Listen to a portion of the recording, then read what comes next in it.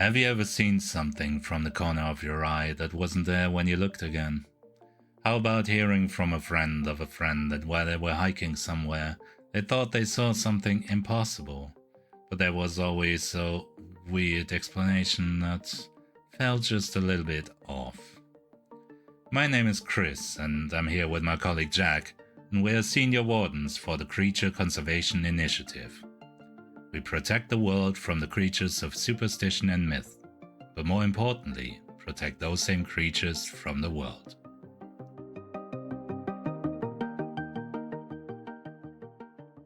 Hello, Jack. Hello, everyone. Welcome to another episode. This is going to be a wild one. Jack, how are you doing? Oh, hello everyone, and I'm doing pretty good. I'm quite happy right now, actually. They've taken me off the sea, so I'm in a good mood. Perfect. Hold on to everything that is good in your life. We never know how long we will have it. Not that there's any reason to think such things. It's just never a bad way of thinking, you know. Okay, I'm starting to get a little bit suspicious. Especially seeing as they haven't replaced me on the sea with you. Yeah, I've been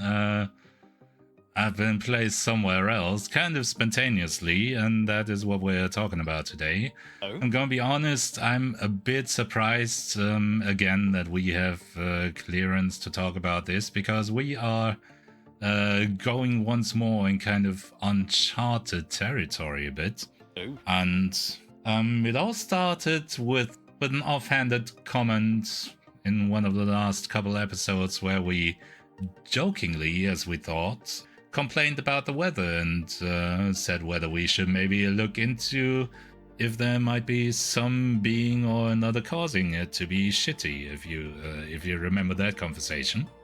Yeah, I'm aware. Yeah, we were wondering a little bit about the weather and the fact that it seems to be just going a little bit random this year. I think I connected it maybe to the Leviathan itself, or just some other places. But why? What's going on? I mean, I've only been on shore. I've not been in the office for quite a while. Yeah. So what's happening? I mean, I've not been in the office in this last. How long has it even been? I don't know. These last few weeks have been a doozy, and yeah, you probably got wind of it because a little peek behind the curtain. We try to keep it fresh and not talk everything over before the episodes, so the listeners kind of get the experience. But sometimes there are things that. They are not ignorable, and you probably heard whisperings about Quetzalcoatl making his return, and it's been very exciting, and that's what I have been busy with.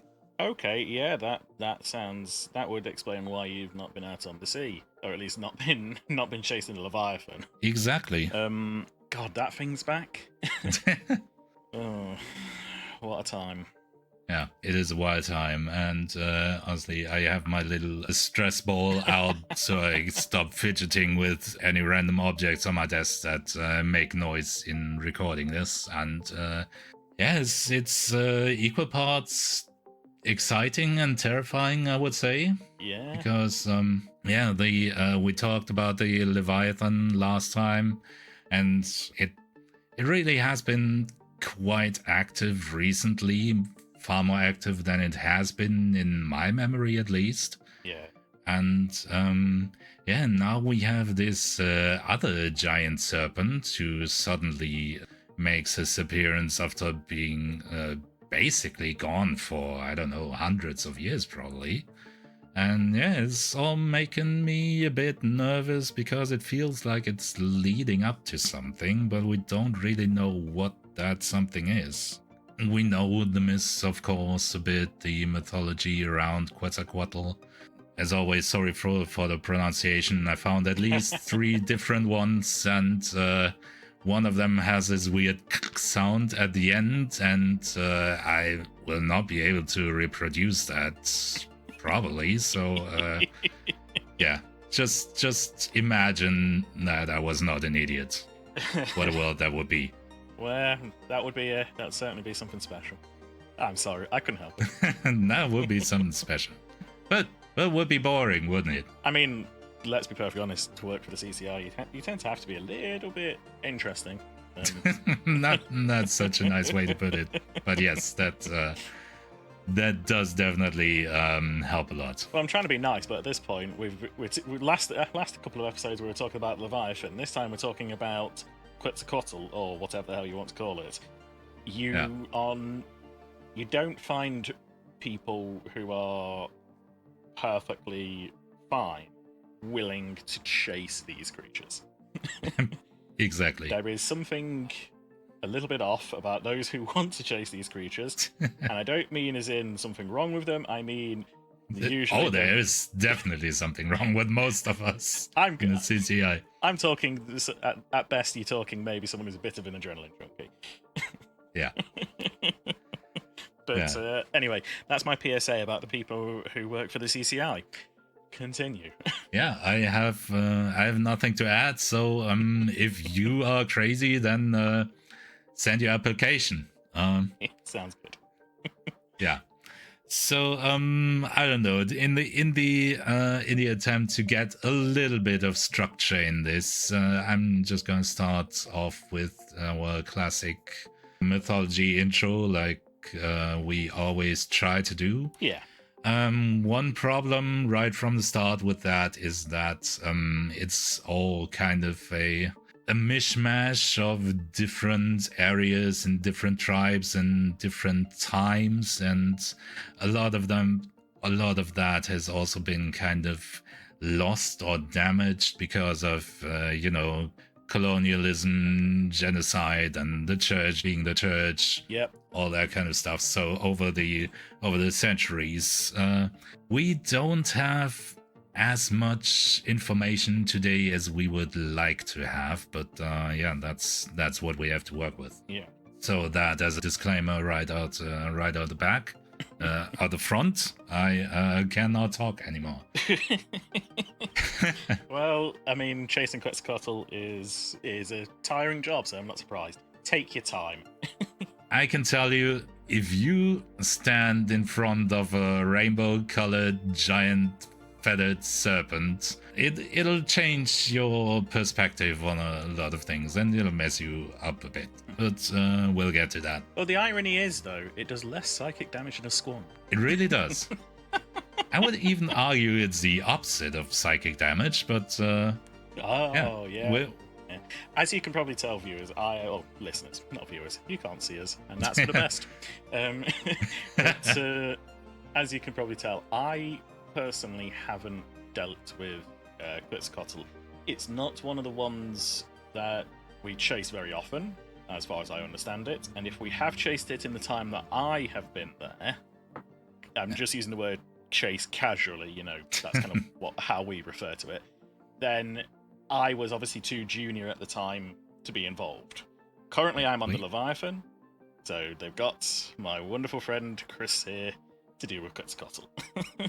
Yeah, we have not really been chasing it, and we'll get around to why. Long story short is there was nothing to chase for quite a while. But first things first. The name. I'm holding on to what little structure we have. The name comes from the Aztec language that I can pronounce just as well as Quetzalcoatl, which is Nahuatl, apparently. And in that language, it basically means feathered serpent. So exactly what it says on the tin. That's what you get with this big boy. And it is quite a famous one. You might have seen depictions of it around the internet or in movies or whatnot. And it gets kind of close. Think giant serpent. It's not a Leviathan, but it's still big. And it's winged, and it has these beautiful, vibrant feathers. There's this bird in Mexico, or I don't know if it's around in any more regions in Central America, but anyway, there's the Quetzal bird. Yeah. And you might notice the name similarity there. So that's where the comparison comes into Quetzalcoatl's feathers. And the bird is not quite as fabulous. It has a bit less different colors. But it is very beautiful and shiny, and the comparison is not too far off in that area. What I cannot confirm in some is Quetzalcoatl wears a breastplate, which is basically a kind of wind jewel, which, you know, he is, among many other things, is the god of wind. So he is often depicted with a lot of items and symbology that refers to the wind. And another common item that you see him either having or that people try to use to communicate with him is a what's it called? Damn it, I can't English. One of these shells is a conch shell, I think. Conch shell. So these kind of and you can basically, if you saw them up a bit, you can use them like a trumpet. So it's a kind of like a horn. Yeah, like a horn. I've seen the term conch shell trumpet around, so I don't know if there's any official term for it, but basically using a seashell as a horn. Yeah, it's been a traditional instrument in this time and culture, as far as I can tell, and it was often used to symbolically carry your prayers and wishes towards the heavens, was the idea, because it has this kind of otherworldly sound, I guess, and it's connected to the wind and all of that. Okay, I like it. Yeah.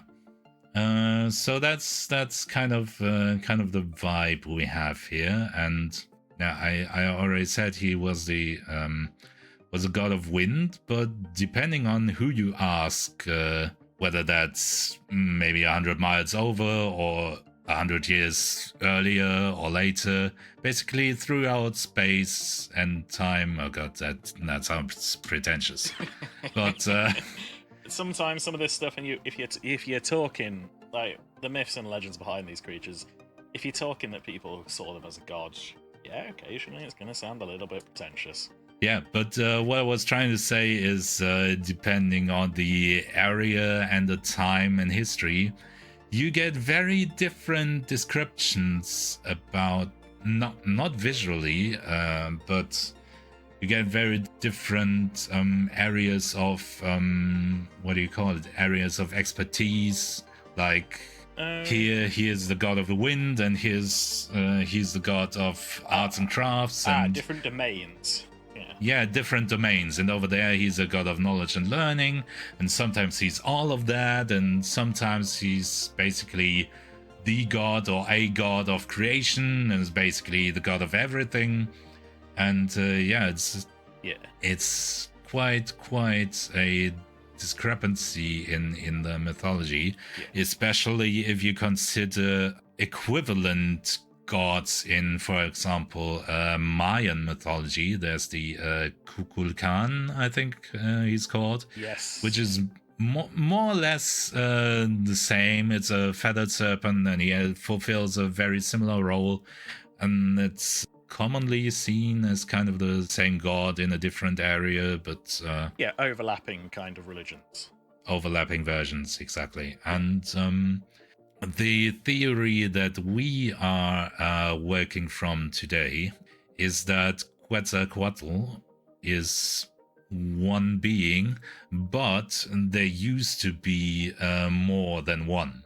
So it used to be a whole species, basically, of beings, and that's why you get these different versions in different areas. Like, you have Quetzalcoatl over here, the wind Quetzalcoatl, but the Quetzalcoatl, who's actually a different being, but, you know, people didn't have cameras and couldn't compare too closely. They just saw a rainbow-colored feathered serpent in the sky, so obviously it must be the same god. And we are working with a theory that it used to be an entire race of sky serpents, Oh. that was at home in the area, and they basically had different domains and different areas where they were at home. And yeah, that's at least what research is telling me. They've been diving into the mythology and the few texts we have. A lot of stuff back then was, of course, only orally told from generation to generation. Of course, yeah. So yeah, that doesn't exactly make it easier. Yeah, a lot of the written down or kind of like actual recorded information is hard to find, if not kind of lost in that part of the world, really. Yeah. Or at least when we're talking about Quetzalcoatl. Yeah. Okay. And yeah, we could have had a chance to maybe find out more about this, but yeah, it turns out Quetzalcoatl is kind of busy these days and did not have as much time for an interview as we'd hoped. Yeah, but moving on a bit in the mythology. So as I said, he's featured heavily in most creation myths, and what's interesting is, in contrast to a lot of different giant serpents that we have heard of and that we deal with, he is basically always depicted as a friend of humanity. So that's nice. It is nice. It is very nice to have someone in your corner for once. Well, I mean, a lot of them are at best indifferent, so yeah, it's nice to have one that's at least friendly. Yeah. Yeah, and he's friendly towards humanity. He is kind of a protector. There's one story where he basically gave people corn as a food. So there was this whole story where a giant red ant. So he saw an ant running away with a kernel of corn, and he said, "Hey, that looks cool as a food for my humans." And he turned himself into a red ant and followed the ant, and then came back with a bunch of corn for people to eat. So so almost like he was feeding his pets. Basically, yes. Okay. And if you follow that thread in a certain way, we have to thank Quetzalcoatl for having tortillas today. So he's good in my book. I'm gonna say, if that's where we're going with this, and we have to thank him for tortillas, I am down for thanking him for tortillas. I like a tortilla. Thank you very much. In fact, let's just stop for a second. Very, very serious. Yes. Quetzalcoatl, thank you for tortillas. Thank you so much. Anyway. Now on with the show. On with the show. Yeah, so I mentioned that he was gone for quite a while. So, yeah. Basically the progress was, at some point there was a whole bunch of them, is what we believe. We can't quite 100% prove it yet, but that's what we are working with. Okay. Somehow their numbers got drastically reduced until we were basically only left with the Quetzalcoatl. Yeah. And this Quetzalcoatl then disappeared at some point. Okay. Now, we don't really know why or where he went. We only have the myth about this, and you're gonna see that this is quite unlikely to be reality. And I can summarize it here. There was this other god who, as I understand it, was a god of the night, among other things, called Quetzalcoatl. Gesundheit? Yes. I'm so sorry to everyone. I'm really trying. I'm just bad. Anyway, this god is one that he basically always had a kind of conflict with. Okay. And they were kind of polar opposites in a way. At war? Yeah, not really war. Imagine it like a disagreements, like Thor and Loki, or I don't know, Batman and the heckin' Joker.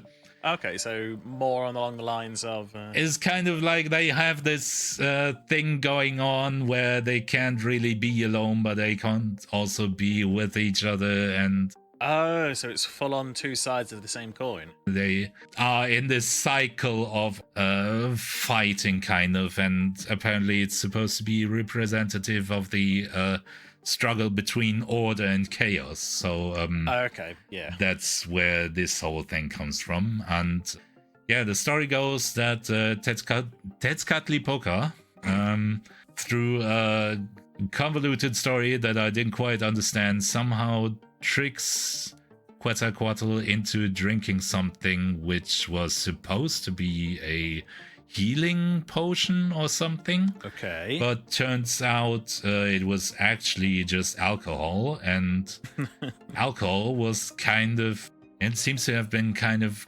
holy almost, so you weren't supposed to just drink it for fun. And yeah, right. when Quetzalcoatl realized that he was drunk AF, and he had basically done a bit of an oopsie, he was so ashamed and regretted it so much that he basically burnt all of his belongings and then burnt himself and became the Morning Star, which apparently is Venus. And you know, these days we can look at Venus and it does not look like a serpent. Certainly not. So we're quite sure that is not what actually happened. But interesting story. Yeah, it's an interesting story. And the way I see it is Quetzalcoatl someday disappeared, and people basically try to explain this disappearance. So that's where I imagine this myth comes from. Fair or enough. This particular story. Fair enough. So he has been gone for quite a while, since before the CTI existed, as far as I'm aware. Yeah. And yeah, circling back to the beginning of this episode, we were looking into the weather weirdness and we're looking through our catalogs and trying to find the beings that are capable of influencing the weather in any way, shape, or form. And that's a long, long list. It's a long list, and yeah, Quetzalcoatl was not a priority on this list because we did not believe him to be around anymore. Yeah. But as it so happens, or rather the team sifting through reports and social media and all of that, yeah, they were getting weird reports from Central America, which sounded a little bit odd, and yeah, I was basically pulled off last minute from the Leviathan duty, which, oh no, I would have loved to chase the horrible water serpent, but yeah, instead I got to go to Mexico, and yeah, the theory was that maybe Quetzalcoatl was back, or at least something that was very much like him. And yeah, me and my team were basically sent there to try and confirm or deny that. Okay. Yeah, that's always an interesting job, going in and finding some, you know, listening to some reports and trying to substantiate anything from them. Yeah, it can be a good day, or it can be a really, really bad day, depending on what you find. Yeah, and almost definitely there's always a very weird day. Yeah. Yeah, so we went over there, and I didn't really believe it in the beginning, because why would he suddenly appear now? But yeah, we talked to people, and you know, a lot of people have mobile phones these days with cameras and whatnot, so we had some pictures, and of course there's Photoshop and AI and all of that nonsense, but yeah, a certain amount of them looked quite convincing to us. Yeah. And yeah, long story short, it seems like he has actually been active in the area again, and especially from pilots in the area. You know, we always struggle how to deal with pilots because everything that is in the air, they see a lot of that. So yeah, we can't hire every pilot under the sun, but we have to deal with this reality somehow. yeah. But that's a rant for a whole different episode. Yeah, but long story short, I keep saying that and then make it long anyway. But turns out there was a rainbow-colored feathered serpent being seen flying around in the air in that area, and yeah, that is kind of exciting. It is worrying because why now? And Yeah, that'd be my question. Exactly. Why now? Because, like you say, this is not something that's been, by sounds of it. Again, I'm not on the project. I don't know the history of this, apart from what you're telling us now. But if it's not been noted since the start of the CCI, which is about the late 1800s, yeah, it's really been quiet. It has been really quiet, and what we were thinking is, from all the information that we do have, I said this before, he has always been depicted as a friend of humanity. Yeah. So our thought process was, should we just try and talk to him? Oh. Hello and welcome aboard, everyone. My name is Editing Chris and I'm your editor for this episode. Please remain seated and click the subscribe button because this episode has gone above our target episode length, so we are going to cut it into 2 halves again. You know the drill. If this keeps happening, we might want to reconsider our target episode length, but for now, this is where we are. If you like what you've heard so far, please consider subscribing so you don't miss out on the other half of the episode or other episodes in the future. And also maybe give us a good rating so we have nice numbers for Warden Wilkins in the PR department. Other than that, we have a Discord where you can join others and talk about episodes we have done, episodes you want us to do, or about how the early seasons were better. Which would be weird because we don't have any earlier seasons at this point, but you do you. We are not the Discord police. Thanks for listening and see you next time. Goodbye.